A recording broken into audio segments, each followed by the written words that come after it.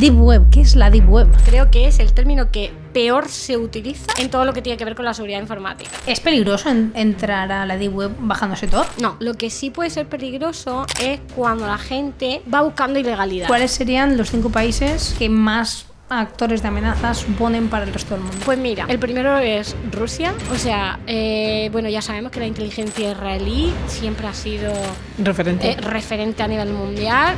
Han desarrollado unas capacidades brutales. Yo no tengo duda de que muchísimos actores son americanos. Bueno, Corea del Norte, a nivel ingeniería social, serían los mejores. ¿Por qué? Lo vimos muchísimo en la guerra de Rusia y Ucrania. Ahí hubo una grandísima presencia de grupos cibercriminales, que fue cuando, por ejemplo, estrenaron, por así decirlo, los famosos wipers. Estamos hablando de crimen organizado que tiene un poder político al final. Si en un futuro sucediera una tercera guerra mundial, ¿qué porcentaje o qué importancia tendría toda esta parte de ciberdelincuencia a la hora de consecuencias a nivel de guerra? Totales. Y al final, ¿vosotros no pensáis que Israel no tiene la información de prácticamente todos los países que ha infectado? Pues claro que la tiene. Entonces es un enemigo que jugaría con ventaja. Sabemos que ellos no quieren atentar contra la civilización porque saben que pueden. Uno de ellos directamente os dijo: tengo el botón para causar la tercera guerra mundial, pero no lo quiero pulsar. ¿Y crees que ese código moral, por una cantidad suficiente de dinero, se iría a la mierda? Bienvenidas, bienvenidos a un nuevo episodio del podcast de Securitas, tu podcast de ciberseguridad en español.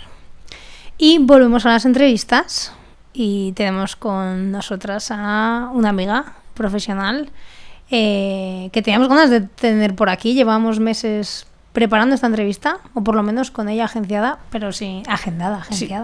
Sí, estaba acordada, pero sin poner fecha. Sí. Así que nada, no hago esperar más. Ainhoa Guillén, bienvenida. Bueno, muchas gracias. Es verdad que nos ha costado aterrizar la fecha, pero bueno, cuando tienes miles de cosas, pues es lo que suele pasar. Y nada, tenía muchas ganas yo también de venir aquí, que es como, jolín, tanto tiempo ahí diciéndolo y ya por fin se ha materializado. Y además no solo eso, sino que es quien estrena nuestro nuevo setup para los podcasts. Correcto. Es que tenía que esperar por algo, ¿eh? Era algo que estaba escrito. Totalmente. Y vamos a comenzar. ¿Quién es Ainhoa?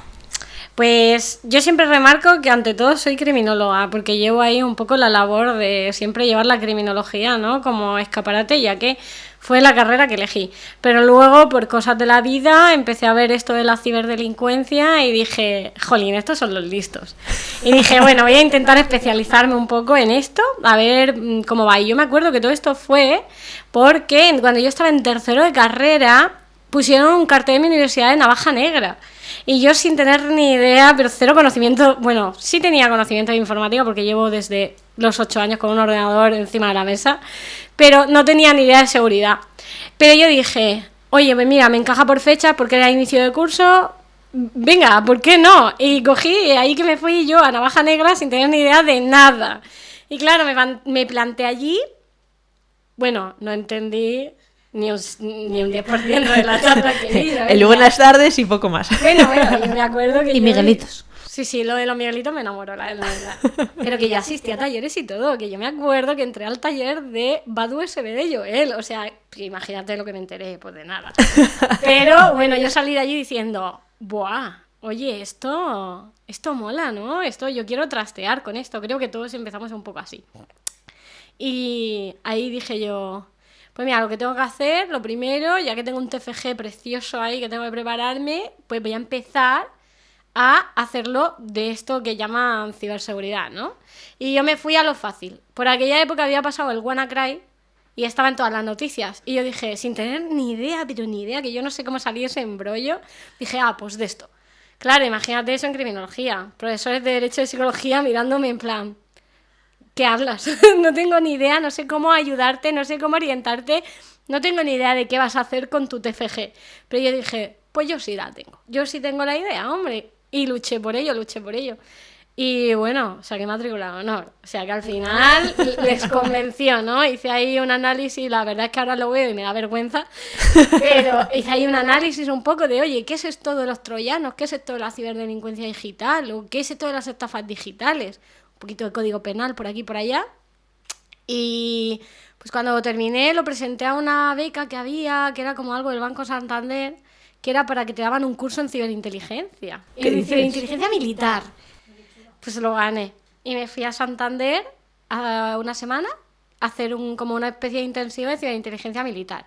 Guapo. Entonces, ahí- mi pregunta es, tú estudias criminología y la conexión con este mundo digital no nace hasta que ves ese cartel de navaja negra, o tú ya sabías que una de las vías en las que podías acabar dentro de criminología era esta parte digital, ciberseguridad, amenazas. No, realmente yo no había contemplado la posibilidad de que eso fuera un trabajo, porque en mi cabeza, en mi imaginario, no existía esa profesión. Al final yo no tenía a nadie de referencia, que es lo que pues suele pasar un poco, entonces no estaba.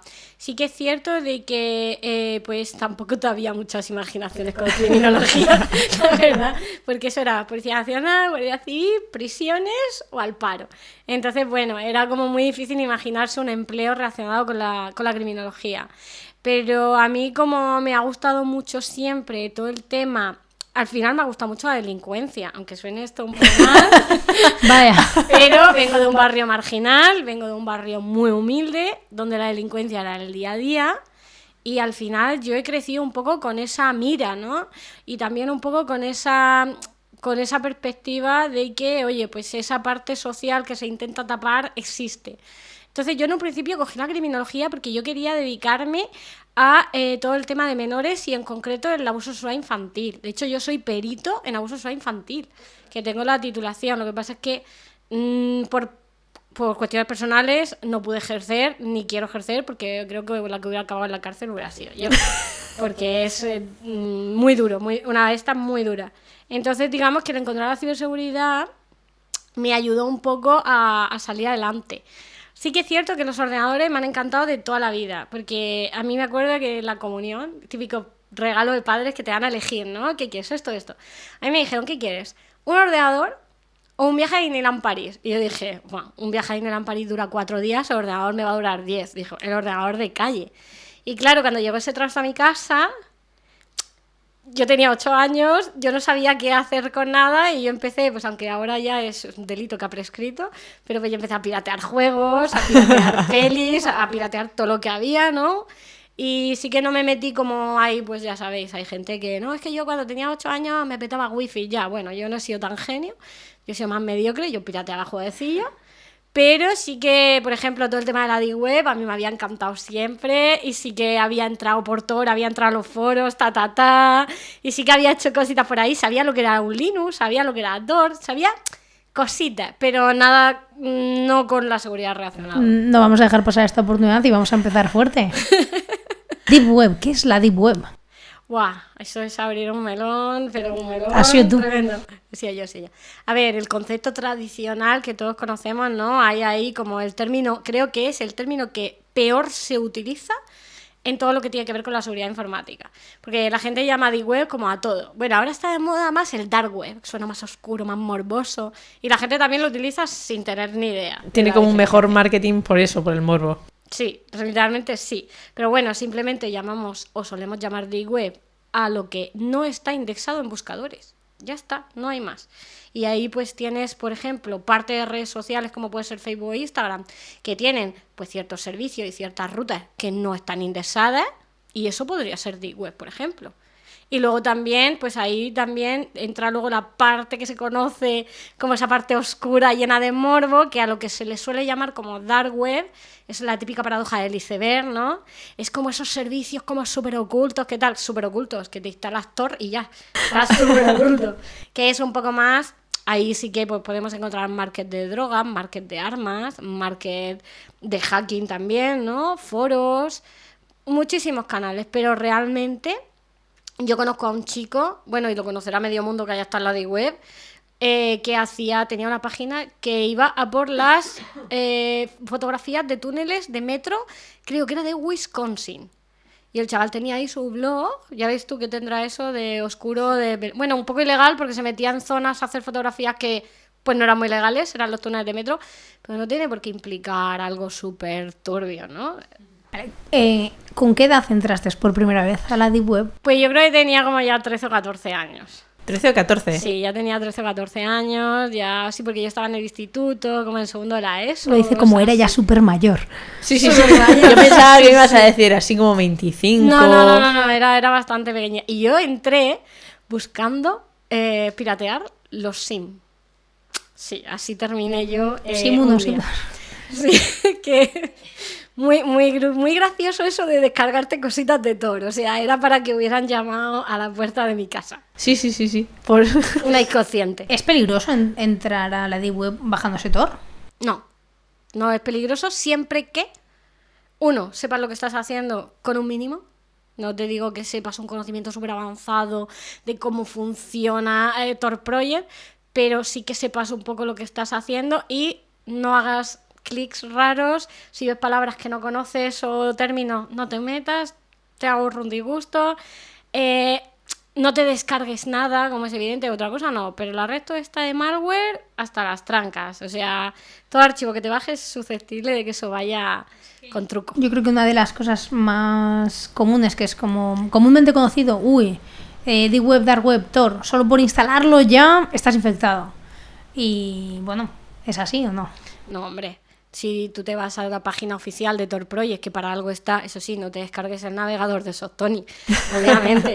Pero si te vas a la página de Tor Project, que es donde pues, los chicos que han desarrollado el proyecto ponen a disposición del público de forma gratuita la descarga del navegador Tor, que al final es un navegador que sigue una ruta una enrutación específica, que no es otra cosa, no tiene por qué suponer ningún peligro. Lo que sí puede ser peligroso es cuando la gente va buscando ilegalidades. Ahí se convierte en peligroso.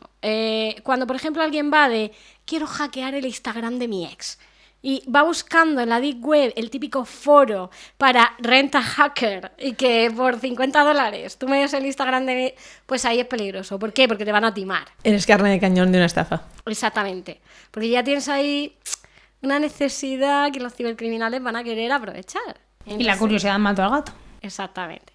Ahí, pues, bueno, pero también lo pienso y digo, ¿qué es lo peor que te puede pasar si, bueno, pues por tus circunstancias personales haces una locura de esas? Pues la verdad es que te pueden vaciar la cuenta del banco. Eso es lo máximo que te puede pasar. Matarte, dudo que te mate nadie, que nadie vaya a ir a tu casa. Pero tu cuenta del banco, pues probablemente pueda terminar vacía. ¿Y podrías convertirte o hacer algún hecho delictivo sin tú ser consciente de ello, precisamente por hacer esos clics, por pagar por algo que lógicamente vamos a pensar que no es legal? Por ejemplo, desde la parte de la cuenta de Instagram, que al final para recuperarte una cuenta van a tener como que hackear al que te ha hackeado o cosas así, y meterte en un lío tú buscando una solución por la emergencia que sea, incluso pagando, te bajas a la cuenta del banco y te encuentras de repente que toc @policía. Sí. De hecho, eso ya ha pasado en varias ocasiones. Primero, porque te pueden suplantar la identidad. Y ya sabemos que una vez que consiguen, te meten un stealer, y una vez que van consiguiendo tus datos, te pueden suplantar la identidad. Y ya sabemos que hoy en día se están hasta pidiendo hipotecas con esa suplantación de identidad. Pero hay otros casos mucho más graves. Yo me acuerdo de una sentencia que leí hace ya unos cuantos años, que pues se presentaron en la casa de una persona y le incautaron todos los ordenadores, discos duros y tal, porque formaba parte de una red P2P, que es de compartición de archivos, que lo que estaban compartiendo era contenido pedófilo. Claro, esta persona negaba rotundamente ser ni participante ni conocedor del hecho. Y esta sentencia fue curiosa, además se hizo como un poco viral por redes sociales porque los peritos consiguieron demostrar que lo que habían hecho había sido infectar a esa persona, conseguir alojar de forma invisible en el ordenador el contenido y empezar a compartirlo en esa red P2P sin el conocimiento del usuario.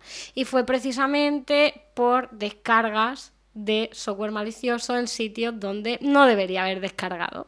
Fue un poco una mula. Sí. Total. Sí, realmente un sí. poco y un mucho.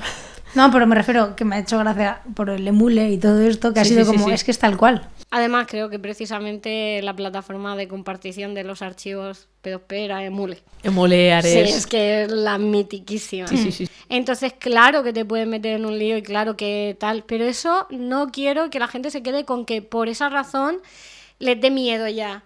y le tengan como ese rechazo, ese reparo, porque yo creo que en este tipo de cosas la curiosidad es algo muy bueno y creo que la curiosidad debe ser satisfecha, ¿no? Entonces, yo creo que tomando una serie de medidas básicas no debe haber ningún problema, ni te van a pasar este tipo de cosas. Esta persona, pues sí, pues tuvo muy mala suerte, pero también te digo que será un caso entre cuántas millones de personas entran al día. Pues muchísimo. Yo me he llevado, en plan, que mucha gente me lo ha dicho, en plan, ¿qué haces? Porque me han visto desde mi ordenador normal, personal, con Tor abierto y volando, sin... No me monto, ¿no? Una máquina VPN, o sea, una máquina virtual con una VPN, con Tor, como todo súper encapsulado. Y yo como, pero si voy a ver una página, un grupo de ransomware, si no me voy a clicar en nada, ¿para qué quiero esa extrema seguridad, ¿no? En plan, sé lo que estoy haciendo. Entonces, bueno, yo no me gusta poner este tipo de ejemplos porque creo que la gente se puede quedar cohibida y perderse recursos que son muy buenos. Por ejemplo, para mí que estoy en CTI... para mí es el día a día, porque los foros de cibercriminalidad suelen tener la instancia de Tor, que pues sí, va más lenta, pero tiene esa parte como que es un poco más segura, que luego ya sabemos, hay leaks de los propios foros y tu IP sale por ahí preciosa vinculada a tu usuario, o los sitios de leaks de los grupos de ransomware, que oye, tú tienes que estar todos los días consultando a las víctimas, viendo qué información han publicado, viendo tal. Yo creo que esa parte es muy interesante y que se puede aprender bastante de ella. Y ahora, con esto que estás diciendo, me surge, ¿sigue habiendo el mismo uso a nivel de criminalidad actual con respecto a Tor? ¿O hay otras plataformas a las que se hayan mudado los cibercriminales para compartir información o para interactuar entre ellos? Sí, efectivamente, creo que Tor es un poco cosa del pasado. Sí que se sigue utilizando para ciertas cosas, sobre todo para alojar dominios que queremos que estén separados, por así decirlo, de la parte clear web, ¿no? Aunque cada día yo veo que los foros utilizan más directamente la clear web por cuestiones de accesibilidad. O sea, ellos ahora están prefiriendo que su foro o su página sea accesible. De hecho, ya hay grupos de ransomware que su muro de la vergüenza lo tienen directamente en clear web. No se molestan en crear un onion. Pero tienen los onion como espejo. Porque al final en la parte de clear web la superficie es más fácil de tirar abajo. Porque eso tú contactas con hosting registrar, tiras una buse y por actividad maliciosa te lo tumbas enseguida. En Onion es un poquito más difícil hacer eso, ¿no? Ya hay que mover mucha más maquinaria.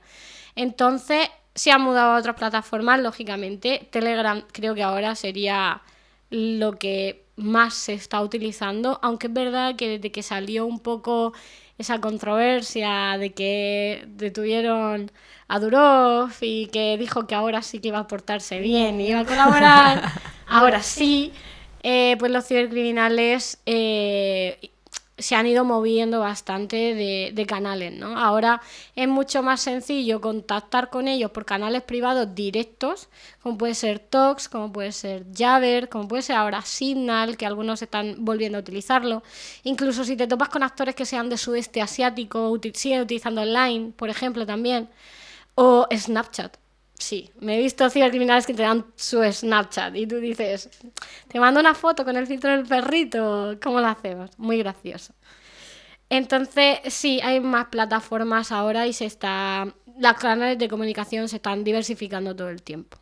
Entiendo que también por lo que dices, según la geolocalización, pues los más usados correspondientemente en los países. Sí, generalmente varía bastante. Según un poco la geografía del actor que se trate, va a tender a utilizar un método u otro. Pero yo diría que Telegram es la referencia a nivel prácticamente mundial. O sea, ese sería como el epicentro de la cibercriminalidad ahora mismo. Vale, para la gente que no conozca temas de CTI, estamos hablando de actores de amenazas, ¿qué son? Brad Pitt haciendo el malo. Podría ser. Ah, vale. Resuelto. Vale, tienes razón. Nos referimos a actores de amenaza cuando hablamos de personas o grupos que se dedican a la actividad delictiva en el plano ciber.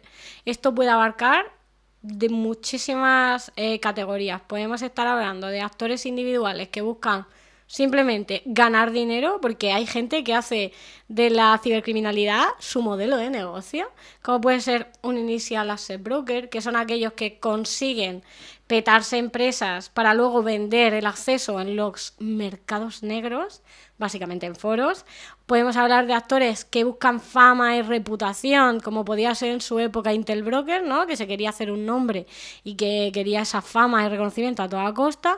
O podemos hablar de grupos concretos, como pueden ser los grupos de ransomware, que ahí tenemos, por ejemplo, a Lockbit, o los APT. Yo odio hablar de APT, la verdad, me cansan bastante, pero ahí está, pues, hay APT 28, APT 29, APT, todos los números que quieras.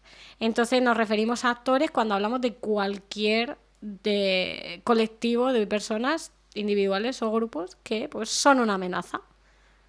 Vale, has hablado de los foros, luego seguimos por aquí, no te haremos hablar mucho de APTs, más allá de qué son, pero ¿hay algunos foros que recomendarías o que se utilizan en el día a día de vuestro trabajo que digas son los imprescindibles? Ahora están proliferando un montón, sobre todo desde la trágica caída de BF, de Bridge Forums, que era, pues digamos, un poco la referencia. ¿Qué ha pasado aquí un poco? Así, una píldora de historia. Bridge Forum viene del antiguo Right Forum, que esto data de 2013, no ha llovido ni nada. Entonces era el foro de referencia donde todos los actores así que no eran altamente técnicos o muy cualificados se juntaban y generalmente lo que más había era filtraciones de datos. ¿Qué pasó? Que el FBI empezó a llevar a cabo una serie de operaciones y arrestos contra los administradores de este foro.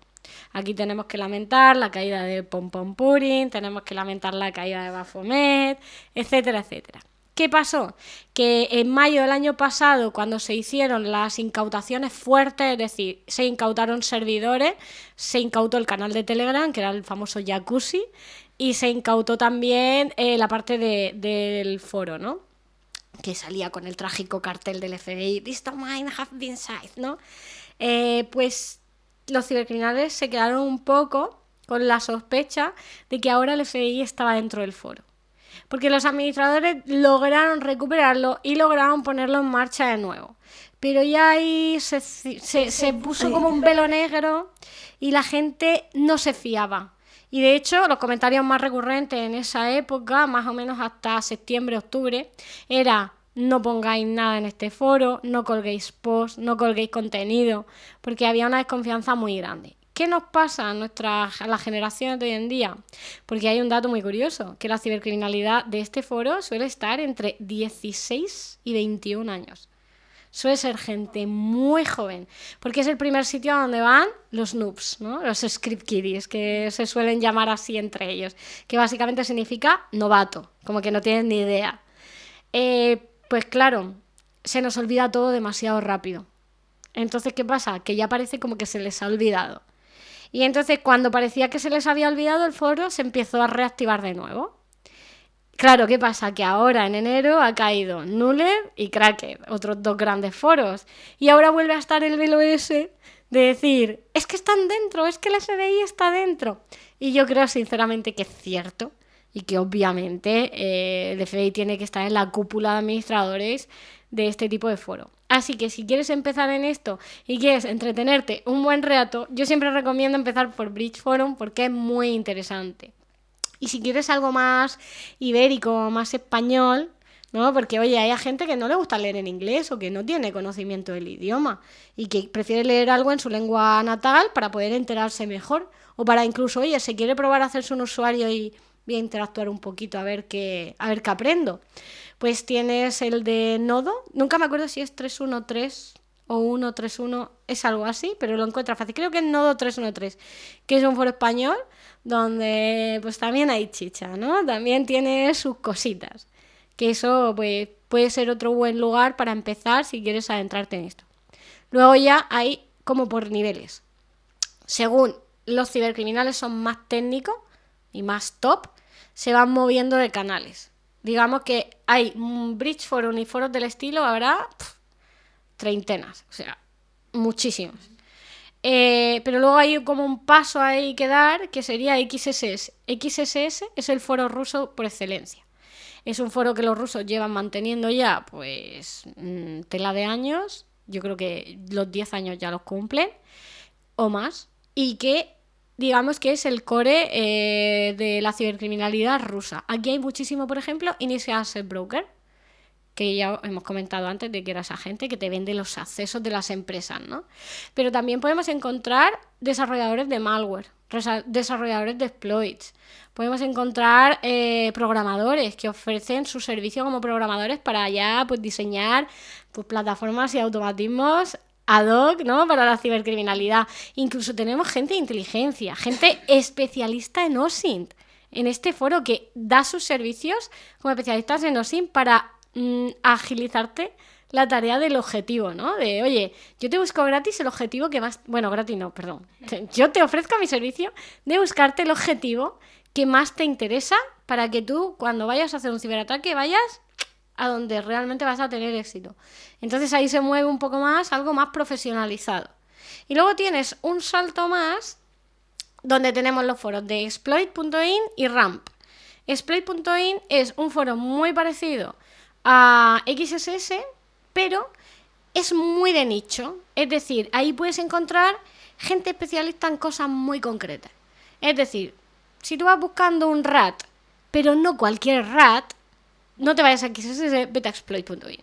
Porque a lo mejor el malware developer especialista en hacer RATs, que por cierto, para el que no lo sepa, un RAT es un tipo de malware que básicamente es como que te abre esa puerta trasera en el equipo y te va robando la información, pues a lo mejor el que mejor los hace, que tiene pues capacidad de evasión de antivirus, capacidad de no ser detectado, capacidad de ocultarse más tiempo, pues a lo mejor está más en exploit.in, porque es de nicho. O por ejemplo, si quieres hacer algo de cositas de control industrial, que es la parte de OT como más delicada, más difícil quizá técnicamente, pues ese tipo de nichos los podríamos encontrar un poco en exploit.in. Y luego tendríamos RAMP, que RAMP pues digamos que sería el foro de los grupos de ransomware. Al principio no era así, y era un foro de cibercriminalidad clandestino como cualquier otro, pero se fue especializando y se terminaron quedando ahí los grupos de ransomware y sus afiliados.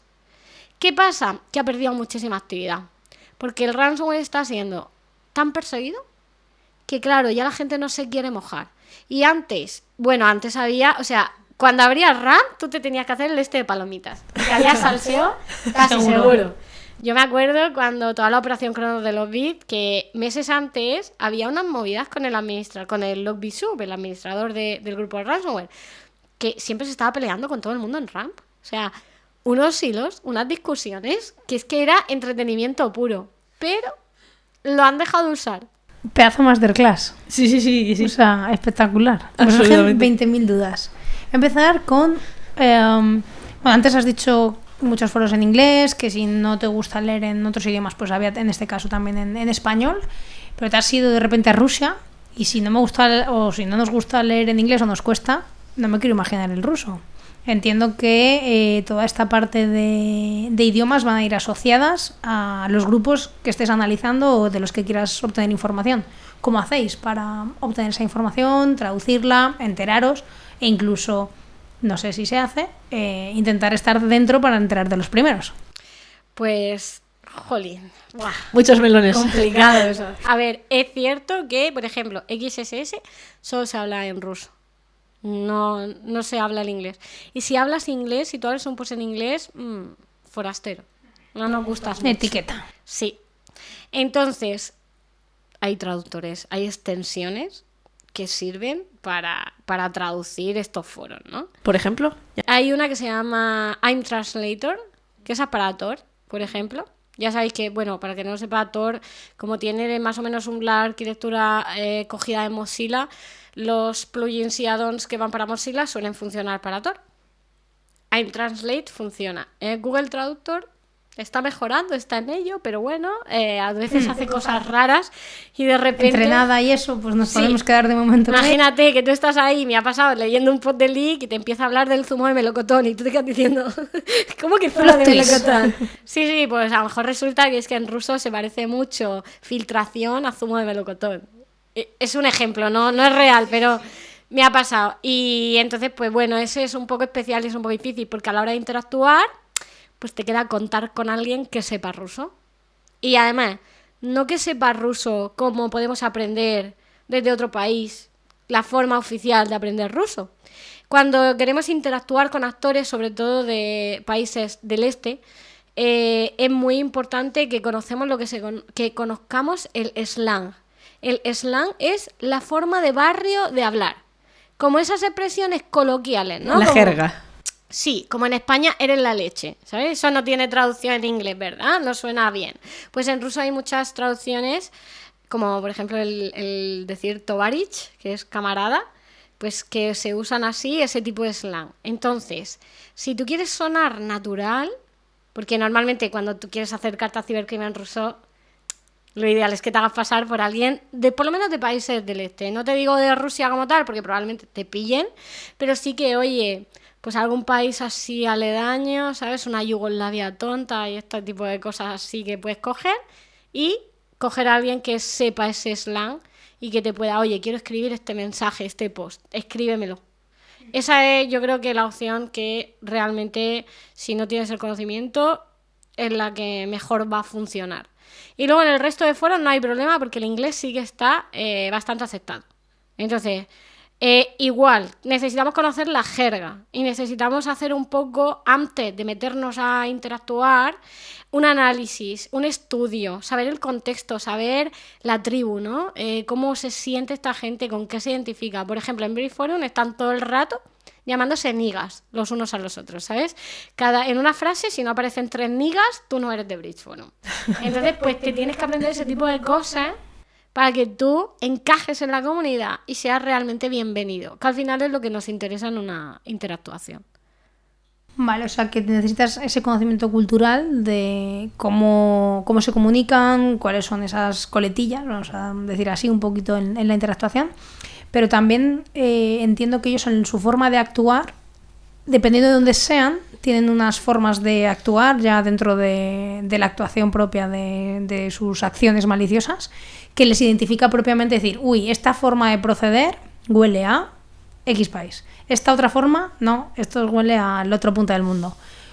¿Cómo llegáis a sacar esas conclusiones? Entiendo, o sea, bueno, cuéntanoslo porque me parece muy curioso que seáis capaces de saber la procedencia de la amenaza en base a su comportamiento. Pues hay muchísimos tips para poder ir sacando esto. Esto no hay una ciencia mágica ni una fórmula que tú hagas A, B y C y sepas la procedencia de un actor. Primero requiere bastante conocimiento, ya sea por interactuación o por estudio, que las dos vías pueden ser igual de válidas. Cuando tú tienes mucho contexto de un actor, te tienes que ir como a esas pequeñas cosas. Una de las cosas que a mí me gusta mucho examinar, que me dan pistas de la procedencia, es el horario. Al final todos tenemos una vida y todos acudimos al medio digital en un horario concreto. Ahí podemos deducir un poco, por lo menos, la zona del globo terráqueo en la que estamos. ¿Por qué? Porque tenemos horarios muy distintos. Un horario europeo no se parece en nada a un horario americano. Y un horario americano no se parece en nada a uno de países del sudeste asiático. Entonces, si yo veo que la persona obedece a unos patrones, que ese horario está en una geografía, pues ya tengo una pista. Pero esto nunca puede ser suficiente para decir, como tengo esto, ya puedo afirmar que esta persona es de este sitio, sino que hay que ir a otras cosas. Porque yo puedo conectarme por la noche perfectamente. Imagínate esas personas nocturnas que tienen insomnio, que suelen hablar más por la noche. Pues a lo mejor tú piensas que está en un horario laboral de Estados Unidos y en realidad está en Europa. Eso puede pasarte. Entonces, ninguna pista es 100% fiable. Luego, la forma de hablar. Cuando nos expresamos en inglés, nosotros nos expresamos pensando en nuestro idioma. A no ser que seas un crack medio nativo del inglés, ¿no? De que, oye, pues tu madre es que es british. Entonces, pues has nacido con un esquema de pensar muy nativo británico. No suele pasar. Entonces, como hacemos adaptaciones de nuestro lenguaje natural, podemos ver patrones en el lenguaje, aunque todos utilicemos el inglés, que obedecen a unas zonas. Por ejemplo, pues hay formas de utilizar los adverbios como el at o el on o el off que suelen indicarte que son rusos. Por la forma en la que los usa, porque se parece mucho a la forma nativa de hablar ruso.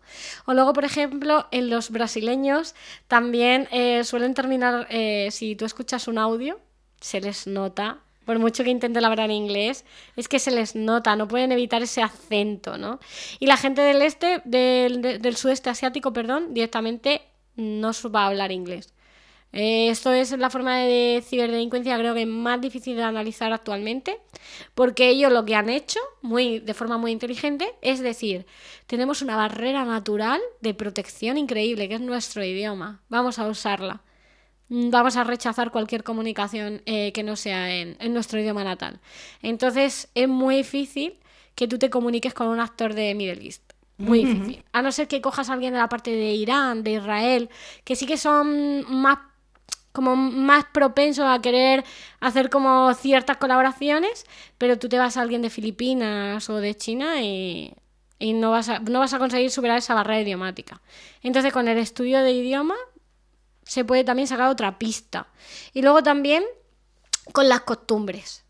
Por ejemplo, todos los países tienen fiestas propias de su país. Mira a ver qué hace ese día. Si tú tienes sospechas de que este actor es, yo qué sé, de Estados Unidos, mira el 4 de julio, a ver qué hace ese actor. Síguelo todo ese día, a ver qué hace. A ver si está de fiesta o no. Que no tiene por qué indicar nada, pero sumas, y ese cómputo de pequeñas pistas es lo que te va a dar una aproximación a la geografía. Vale, has dicho un montón de países. Si tuvieras que decir el top 5 de países, no sé si por más activos, más peligrosos, los que más te gustan, ¿cuáles serían los 5 países que más actores de amenazas suponen para el resto del mundo? Pues mira, el primero es Rusia y no me atrevería a decir, y esto puede ser abrir un melón, puede ser polémico, pero me atrevería a decir que la gente piensa que en Rusia se alberga el mayor número de cibercriminales, pero yo creo que no es que se albergue el mayor número de cibercriminales, sino que es a los que se les señala. Entonces, claro, digamos que es el número donde más actores conocidos tenemos. Entonces, por supuesto, representaría la primera amenaza. Luego, en el 2 y el 3, te pondría un poco a Irán y a Israel, que siempre están dándose palos entre sí. Al final son enemigos geopolíticos. Y estos los pondría como en ese top por las capacidades que han desarrollado. O sea, ya sabemos que la inteligencia israelí siempre ha sido referente a nivel mundial, y no solo el Mossad, como diría mi gran maestro Javier Rodríguez.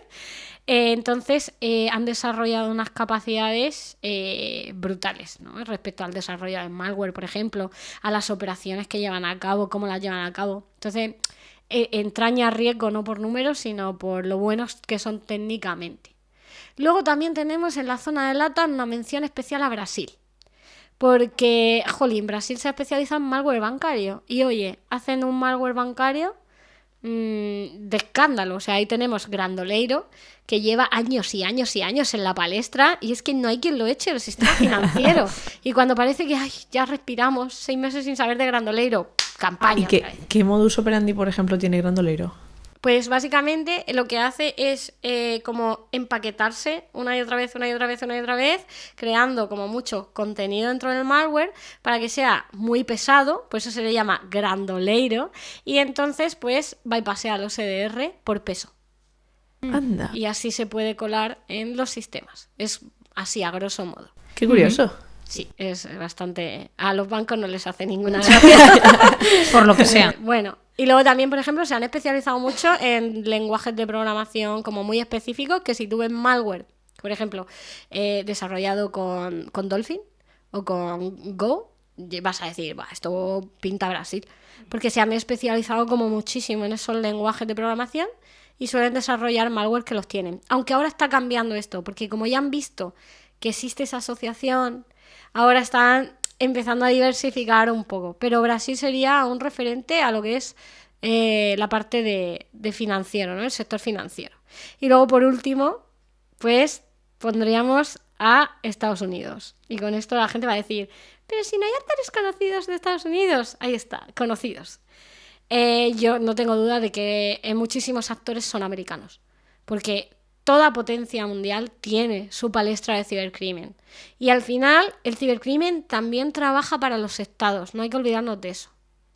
Estados Unidos, potencia referente, no va a tener su propio elenco de cibercriminales, por supuesto que los tiene. ¿Cuál es el problema que tenemos un poco aquí, al menos en Europa? ¿Cuáles son las herramientas que más utilizamos normalmente? Pues casi todas vienen de empresas americanas. Pues las empresas americanas no van a señalar a sus propios cibercriminales. Así que digamos que está un poco escondido y es una especie de tema como un poco tabú. Esto es muy polémico, o sea, la gente aquí me puede tirar mucho hate y se me puede tirar encima. Es su opinión. Pero me encanta la polémica siempre. Y hemos dejado fuera a toda la parte asiática. Es que la verdad es que es tan hermética, o sea, por ejemplo, Corea del Norte, sabemos que sí que hace campañas. Bueno, Corea del Norte, a nivel ingeniería social, serían los mejores. ¿Por qué? Las campañas que hacen los grupos, que todos son patrocinados por Estado, porque en Corea todo es Estado. En Corea del Norte, Corea, la buena o la mala, no lo sé. La mala, ¿no? Corea sí. La mala. La mala. Pues, no sé, se han como súper especializado esos grupos en hacer buenos ataques de ingeniería social. Y utilizan pues ciertos recursos que suelen ser pioneros. Por ejemplo, hace no mucho utilizaban un documento de una corte, ¿no? del propio gobierno, que a ti te la enviaban, que tú veías el correo y era perfectamente formal, porque era un .gov, era un PDF firmado por el secretario del gobierno, era todo como muy, muy, muy formal. Y además la estructura, con las firmas, los sellos, todo, hasta iba sellado. Bueno, pues lleva un pedazo de malware el PDF que se lo comieron así con patatas en Estados Unidos. Wow. Entonces son muy buenos haciendo pues, campañas de phishing, campañas de vishing, incluso directamente campañas de espionaje a nivel combinando la ciber con lo físico. Es decir, primero hacemos una parte física, por ejemplo, la típica de voy a colocar a este trabajador en esta empresa para que sea un insider threat, que para el que no lo sepa, un insider threat son empleados o ex empleados que van a atentar contra la organización.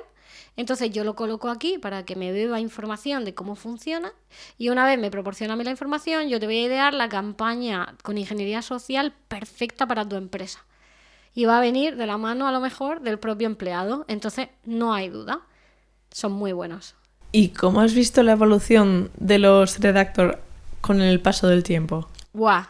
Bueno, pues si partimos de la base de que antes hacían las cartas del príncipe nigeriano, pues sí. Podemos ver que se han sofisticado muchísimo. Yo creo que la gran revolución ha venido desde, yo te diría que desde el WannaCry aproximadamente, que fue 2017.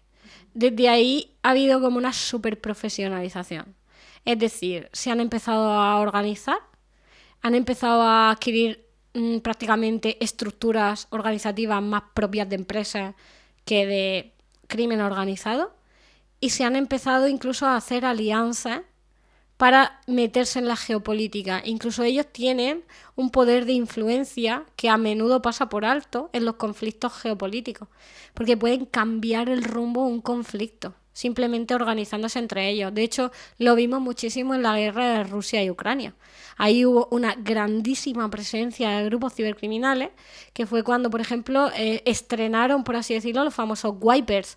Que los famosos wipers es un tipo de malware que era muy parecido al ransomware en la forma de propagarse y en la forma de infectar, pero en vez de cifrar los datos, directamente los destruía. Entonces, tú imagínate colarte en una infraestructura crítica y destruir los discos duros de sus ordenadores, los deja disfuncionales totales. Han provocado apagones eléctricos, por ejemplo, con los wipers. Entonces, claro, estamos hablando de crimen organizado que tiene un poder político al final, porque al final está influyendo en la toma de decisiones en este tipo de niveles. Es que justo tu pregunta me ha quitado una que tenía previamente y viene muy al caso. Hablando de estos conflictos geopolíticos, si en un futuro sucediera una tercera guerra mundial, ¿qué porcentaje o qué importancia tendría toda esta parte de ciberdelincuencia a la hora de los posibles las consecuencias a nivel de guerra? Totales. Sería la estrella de los protagonistas, sin duda alguna. Primero, por tres cosas. Primero, por la inteligencia previa. Al final, como ellos tienen la capacidad de adentrarse en infraestructuras críticas, como pueden ser centrales energéticas, presas de agua, energía nuclear, etcétera, etcétera. Pero no solo eso, sino que también Ministerio de Defensa, Ministerio de Interior, facciones del ejército. Tienen la potestad de recolectar información, que es el espionaje tradicional. Eso va a dar una ventaja estratégica a cualquier enemigo. Segundo, por el número que ya son. Es decir, ya hay países que tienen una potencia cibercriminal muy importante. Por ejemplo, Israel ha apostado de lleno por la parte tecnológica. Mira, por ejemplo, con el tema de Pegasus, que fue desarrollada en Israel, y al final, ¿vosotras no pensáis que Israel no tiene la información de prácticamente todos los países que ha infectado? Pues claro que la tiene. Entonces es un enemigo que jugaría con ventaja, porque parte de tener toda esa información. Y luego, aunque no quieren, porque bueno, es un proyecto que se está llevando a cabo y no lo vamos a contar todavía, pero hablando con muchos cibercriminales porque forma parte del proyecto, sabemos que ellos no quieren atentar contra la civilización porque saben que pueden. Es decir, ellos son conocedores de la capacidad de matar civiles directamente. Uno de ellos directamente os dijo: tengo el botón para causar la Tercera Guerra Mundial, pero no lo quiero pulsar. Porque al final, como funcionamos con tecnología y somos dependientes de la tecnología, bastaría, pues eso, métete en una nuclear y provoca un accidente. Pues un Chernobyl 2.0, por ejemplo. O coge una presa y ábrela la compuerta cuando esté llena. Un pueblo inundado y miles de civiles muertos. Entonces, podía ser sumamente destructivo porque ellos saben que pueden. Pero no dejan de ser humanos y nadie quiere ese desastre. Entonces prefieren jugar a la estrategia antes que ir contra los civiles. Y la verdad es que esto lo agradecemos mucho porque es verdad que no tienen mucho código moral, pero algo tienen. Un poquito, ¿no? ¿Y crees que ese código moral, por una cantidad suficiente de dinero, se iría a la mierda? No, son bastante... O sea, tienen poquita moral. Bueno, tendrán moral a su manera, porque al final ellos tienen sus principios y sus valores, ¿no? En consonancia generalmente con su opinión política. Pero no se jugarían... O sea, creo que la mayoría no hay cifra que les pudiera comprar para eso. Más que nada porque son conscientes de que si desencadenaran un conflicto de esa magnitud, probablemente ellos también sufrirían las consecuencias. Porque el país donde atacaran haría una venganza contundente, además, si hicieran algo de este tipo. Entonces, todos van con el freno de mano echado y realmente ninguno quiere hacerlo. Así que lo veo poco probable. O quiero verlo poco probable. Sí, por favor, o sea, sí. No os quedéis con esta parte del mensaje de miedo, ¿no? Que podría llegar a generar. No, Sí, pero es algo que está bien exponer y visibilizar, aunque... porfita que no aprieten el botón.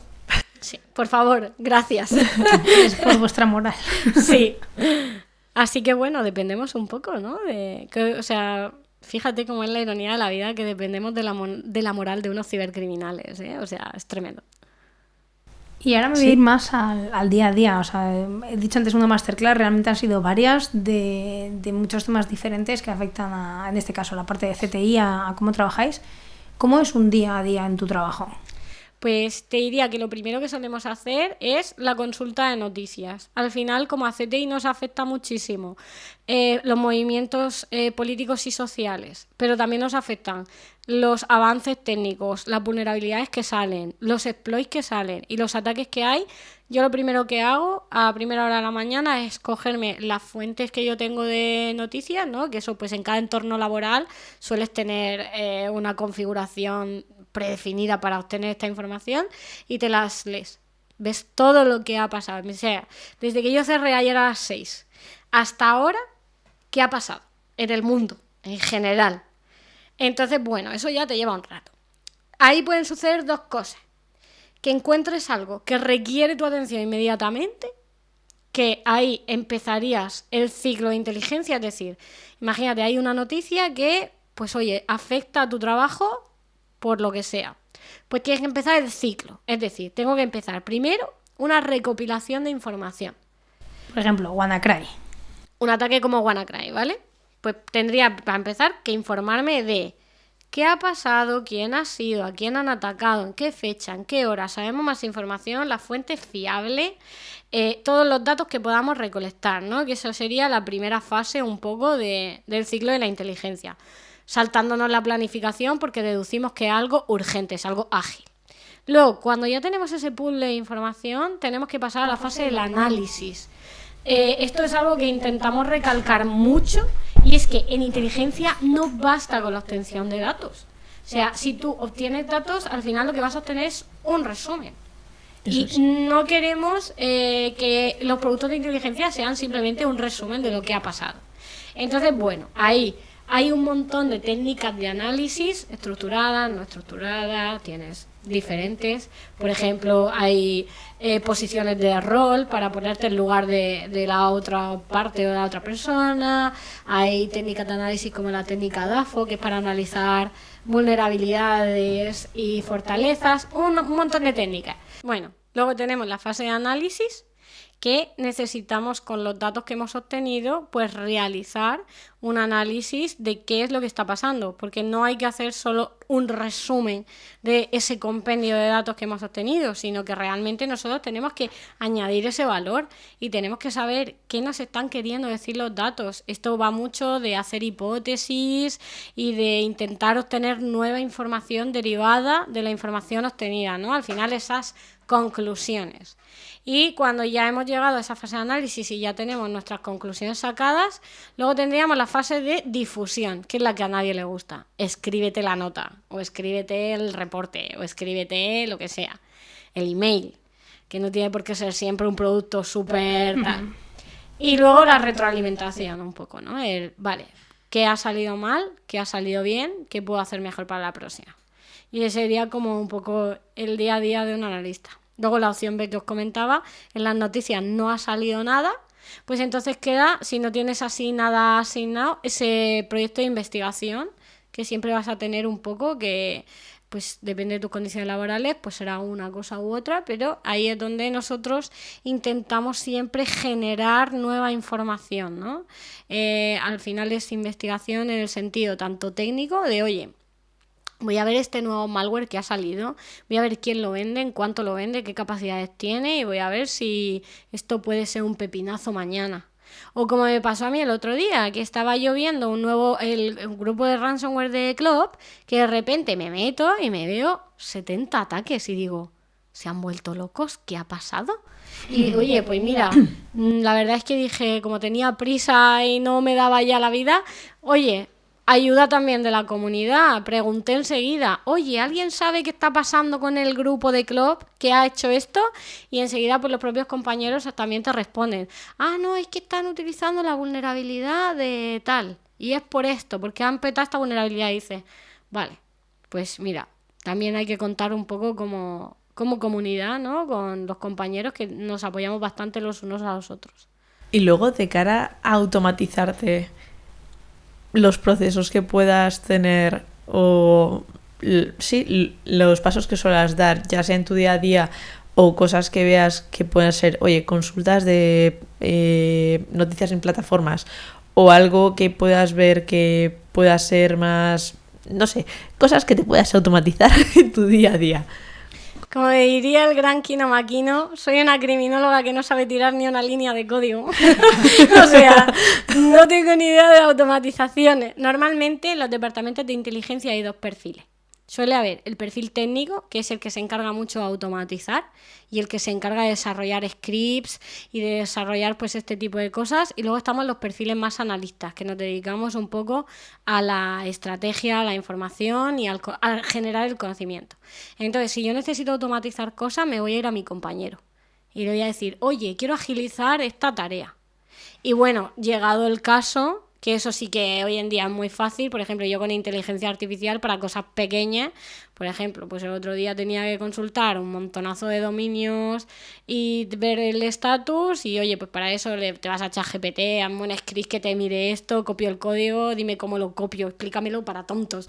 Y la inteligencia artificial te dice paso a paso, ¿no? ChatGPT, descárgate esto, abre no sé qué, pega aquí y pega allá. Bueno, pues eso sí, pero para lo que sería algo en plan, realmente que sea funcional, que sea útil, que vaya a agilizar tu día, mira, el amigo programador, que siempre hay que tener uno. Y eso en el equipo de inteligencia es una pieza vital. O sea, la gente que hace los desarrollos para Intel, santa paciencia. Porque claro, yo le tengo que pedir unas cosas que yo tengo que aterrizarlo un poco a ese lenguaje técnico para que nos podamos entender. Y oye, que a veces esto no es fácil. Y yo voy a abrir un melón. Bueno, no es abrir un melón, es preguntar por tu compañero de armas. Oh. Y el proyectito que empezasteis juntos. Grandísimo, George. Efectivamente. Bueno, pobre Jorge, la verdad, que tiene que estar ya de mí hasta el moño. Sí, la verdad es que fue muy guay porque Jorge y yo nos conocimos en Tarlogic y fue una especie de amor a primera vista. O sea, fue como decir, un día hablando de, yo quiero hacer Inter, y yo, ¿quieres hacer Inter? Ven aquí. Fue así, él estaba en otro departamento, y fue por Teams. Ven aquí, que te voy a enseñar yo. Vas a hacer Inter, pero de verdad. Joder, que al final le gustó más que a mí. O sea, literal. Entonces, bueno, sí, Jorge y yo sí que tendemos a investigar muchísimo juntos y seguimos investigando así en nuestro tiempo libre. Sí que es verdad que teníamos ahí el proyecto de sacar el tema adelante de Syndicate, pero también es cierto que emprender en España es harto difícil y que a veces tienes que saber cuándo parar, que ha sido mi caso, ¿no? Al final a mí, pues por circunstancias personales, he tenido que ser un poco inteligente y honesta en ese sentido y decir, oye, llega un momento en el que tengo que decir, pues hay que parar. Entonces, bueno, Jorge sigue ahí encerrado como siempre en su semisótano y él sí que sigue adelante, que tengo muchas ganas de ver lo que va a sacar, la verdad. Al final siempre ha sido mi mejor amigo y siempre lo va a ser en este mundo. Es mi hermano de armas, como digo. Y estoy deseando ver lo que saca, la verdad. Yo me he tenido que echar un poco a un lado. En el futuro, oye, nunca se sabe. Los caminos El pues, señor son misteriosos, nunca se sabe. Pero bueno, es una de las mejores cosas que me ha dado la ciber, la verdad. Qué guay. Y lo voy a hilar porque estuvisteis, bueno, sobre todo en ese inicio, con mucha creación de contenido, utilizando LinkedIn. Y creo que os ha posicionado como personas referentes dentro de ciberseguridad, justo en esta parte de especialidad de CTI, de inteligencia, por la forma de acercar vuestro trabajo al resto de personas. Y yo incluida, me refiero, yo tengo otra especialidad, me dedico a otra cosa, pero era muy fácil, o es muy fácil seguiros cuando tú haces algún post y hablas un poco de la actualidad. Es muy fácil de seguir y de leer y entender cosas que desde fuera de a lo mejor yo no me pondría a investigar, porque no es mi scope, no me llaman tanto la atención, me parecen interesantes, pero a lo mejor me pongo a investigar otras cosas. Entonces, ¿qué os ha aportado? ¿Qué te ha aportado a ti empezar a divulgar de esa manera, en este caso a través de LinkedIn? Bueno, pues para mí ha sido una de las cosas que he descubierto que más me gusta hacer. Para empezar, porque yo no tuve a nadie que me contara las cosas de forma clara en mis inicios. Al final ya os he contado un poco en la universidad y tal que faltaban referentes. No solo porque aquí en Ciber pasa un poco una cosa y es que la entrada la veo difícil porque es un mundo tan técnico, con tanto vocabulario técnico y con tantas cosas que al final requieren un conocimiento previo, que yo veo muy difícil la entrada desde cero, ¿no? Cuando en ese momento tú no sabes nada. Entonces yo me propuse que tengo una vena docente muy fuerte, de hecho al final me he terminado dedicando a la docencia porque me gusta, y dije, yo quiero aportar esto, yo quiero que la gente que venga de cero o que venga de otro área o que tal, tenga una puerta de acceso al conocimiento.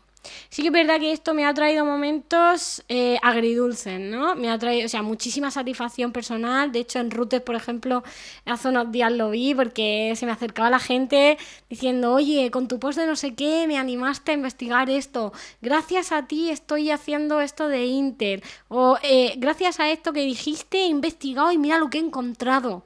Y a mí eso me llena el alma, me parece algo precioso, algo que te realiza un montón. Y voy a seguir creando contenido día a día también. De hecho, ahora estoy con la serie esta de los lunes de malware, que estoy contando la historia de malware desde los años 70.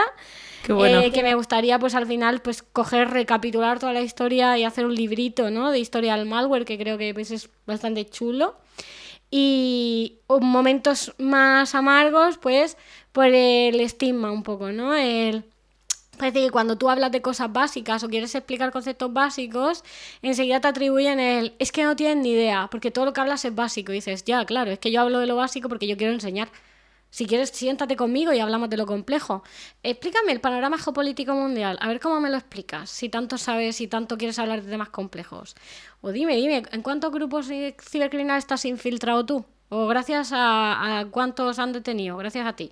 Eso me pasa muchísimo, ¿no? Con gente que, bueno, he recibido comentarios loquísimos. Por ejemplo, en la charla de Navaja, que dimos una charla Jorge y yo sobre los proveedores del underground, ¿no? La gente que proveía de servicio a los propios cibercriminales. Que fíjate cómo es el yin y el yang, que teníamos por una parte a la UCO, con la que tengo muy buena relación, que los adoro, saben que es como mi referencia máxima, diciéndome... Ainhoa, has hablado de algo vital para nosotros porque tenemos una operación en marcha contra proveedores y esto que nos has dicho nos sirve mogollón. Y luego al típico detrás de la pantalla de eso se lo han inventado porque yo lo he buscado en Google y ninguno de esos existe. Y decir, claro, es que los proveedores de los cibercriminales van a estar en Google para ti. Toma, te doy su teléfono, ¿sabes? Tienen su tienda de Amazon para ti. Sí, claro, tienes ahí, vamos. Y yo es decir, en plan de... Hay gente muy osada. La ignorancia es muy osada a veces. ¿Y te afectan los comentarios que recibes con los contenidos que compartes? Pues antes sí, la verdad. Cuando empecé a recibirlos al principio, sí, porque yo no terminaba de entender como el por qué, ¿no? Es decir, yo no estoy haciendo daño a nadie, estoy creando contenido que me gusta, que sí, que es para un público que acaba de empezar, un público más junior, pero eso no entra dentro del recibo, ¿no? De la explicación de por qué ese hate por el hate. Pero bueno, aprendes como siempre, aprendes a relativizarlo, aprendes de que no le vas a caer bien a todo el mundo, de que no le puede gustar a todo el mundo y que cuando te expones es algo inevitable. ¿Qué es lo que pasa? Que deberíamos de aprender que porque una persona esté expuesta no hay que faltarle al respeto de esa manera. Es decir, no digas nada por las redes que no me dirías en la calle a la cara. Porque luego eso pasa mucho, que te encuentras con la gente frente a frente y agachas la cabeza y pasan de largo. Entonces, si no tienes el valor de decirme la crítica a la cara en la calle, no la escribas en tu teclado. Ahórratelo. O sea, deberíamos de intentar ser un poco más conscientes de eso y dejar de escudarnos tanto en esa parte un poco tanto del anonimato, ¿no? Cuando utilizas el típico alias de Twitter que nadie sabe de quién es la cuenta, tanto como aunque no uses el anonimato, pero que detrás de una pantalla somos todos muy valientes. Entonces, bueno, es algo que es el aspecto feo de las redes.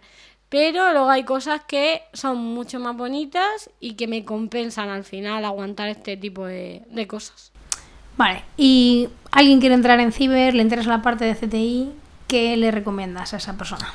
Pues no es por hacer propaganda y es que siempre lo recomiendo y no es por hacerlo, pero tenemos dos opciones que son, a mí, las tres opciones, voy a dar tres que a mí me gustan mucho. Primero, si no conoces nada de este mundo y es tu primer contacto con él, vete a la Academia de Securitas. Eso es verdad. Yo lo recomiendo siempre, que no porque seáis vosotras, es que de verdad a la gente que me pregunta se lo digo. ¿Por qué? Porque es un medio que está muy bien de precio, vas a poder entrar en el mundo, vas a poder tener esa primera aproximación para decir si te gusta o no. Luego, si tú tienes claro que te gusta y de que de verdad merece la pena pagar algo como un máster para que sea ya una especialización seria, entonces tenemos dos opciones. ¿Quieres seguro CTI? Porque es la rama que te encanta inequívocamente y no hay otra cosa. Vete de momento, que de los que hay actualmente la oferta que hay, esto podrá cambiar en un futuro, a mí me encanta el de K-School. Y no es porque yo sea profe, porque me gusta cómo está estructurado. Todo va por proyectos, los profesores solo hablan de su especialidad, que eso me encanta, y los profesores somos todos del ámbito laboral, que eso lo veo muy importante, que hay una desconexión ahí académica a veces, que te da clase un tío que no ha salido al mercado laboral y es un poco como desconectado. Y luego, si te gusta CTI, pero también te gusta ofensiva, pero también te gusta tal, y quieres un conocimiento más general, a mí me gusta mucho el máster de la UCLM, que es a distancia. Es un máster que también está súper bien, toca todas las áreas y los profesionales que dan clase lo mismo. Son gente del mundo laboral, que eso yo lo veo súper importante. Así que a la gente que quiera empezar le daría como estos dos itinerarios ya un poco a escoger. Y si aún así aún así todavía no te quieres aventurar a gastarte nada porque no puedes o porque en este momento no quieres, yo lo explico de forma muy sencilla. Coges ChatGPT y le dices, hazme un calendario de tareas durante 30 días para aprender conocimientos básicos de ciberseguridad, tareas que no me lleven más de 1 hora. Y ChatGPT te va a generar un calendario de un mes con tu tarea diaria para que empieces a aprender conocimientos clave y básicos. Y eso funciona genial, por ejemplo. Es muy buena, la verdad. Sí, no, hay que intentar sacarle el provecho a tu favor, a todo esto. Sí. Absolutamente. Pues yo creo que vamos ahora con la parte final de la entrevista, con nuestras preguntas rápidas. Que no tienes a mano. Que no tengo a mano porque te estaba viendo. Porque claro, necesitaba que hicieras una pregunta mientras yo la encontraba, ¿sabes? Estoy aquí buscándolas. Bien. Pero la hago yo. ¿Qué es lo peor que te ha pasado en el ámbito laboral? Así que digas una mala experiencia o algo de lo que era malo pero has aprendido. Tener un jefe cobarde que no es capaz de dar la cara. Eso es lo peor que me ha pasado. ¿Y qué has aprendido de ello? Que para ser líder tienes que apostar por tu equipo y aunque a veces te tengas que comer marrones por ello, merece la pena, porque es más importante ser un buen líder que ser un jefe al uso. Ole. ¿Y lo mejor? Los compañeros. La gente que he conocido en Ciber me parece maravillosa. Me parece una de las mejores comunidades que existe, aunque a veces tiene sus cositas y quiere reventarle la cabeza a medio mundo, pero la gente que he conocido en Ciber, de las mejores personas que he conocido. Qué guay. Pues ahora ya sí. Nuestras preguntas finales rápidas, para no hacerlas en orden raro. Comenzamos. Recomendamos un libro. Sé que lees mucho, así que si te tuviese que quedar con uno, ¿cuál nos recomiendas? Si me tuviese que quedar con uno, voy a tirar por thriller y voy a recomendar la saga Millennium, que el primero es Los hombres que no amaban a las mujeres, porque la protagonista tiene relación con el hacking. Perfecto. Yo voy a soltar una cuñita con esto porque me ha tocado la patata y a mí una de las cosas que me hizo también decantarme por Ciber fue ese primer libro. Sí, de hecho Lisbeth Salander se apoda WASP en honor a la metodología OWASP. Es un guiñito a la Ciber en el libro, muy chulo. Sí, absolutamente. Eso no sabía que eran por eso. Sí. Recomiéndanos un podcast. Obviamente un podcast recomendaría el vuestro, pero no soy muy de podcast, así que si tuviera que recomendar uno, hombre, Café y Pizza, a nuestro gran amigo Alberto. Genial. ¿Con qué con española te quedas? Asturcom me robó el corazón. Yo, o sea, hay muchísimas y de verdad que me siento muy a gusto en todas me han tratado genial.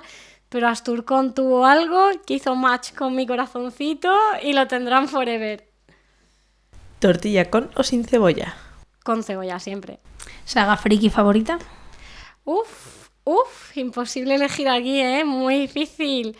Puede ser. Pues voy a tirar por el anime y voy a tirar por Bleach, que es mi anime favorito. Te lo iba a decir, digo, puede ser de lo que sea. Voy a tirar por anime. ¿Qué le dirías a tu yo de 8 o 10 años? Le diría, vas a ser la polla, confía. Así, sinceramente. ¿Ya quién nos recomiendas traer al podcast? Uy, qué interesante. Ostras, mucha gente se me está ocurriendo. Espérate, es que quiero coger una de las chicas, pero me está costando elegir. A Lourdes. A Ciberlu en Instagram. Me encanta Lourdes. Mira, buenísimo. Sí. Esa es muy buena. Creo que es la primera vez que hacemos preguntas rápidas de una manera rápida. Absolutamente. Y con esto cerramos el episodio. Ha sido un placer tenerte aquí. Ya sabes que tienes las puertas de Securitas abiertas para lo que necesites. Y nada, espero que lo hayas pasado bien. De lujo. Muchas gracias, chicas. Gracias. Hasta luego. Adiós.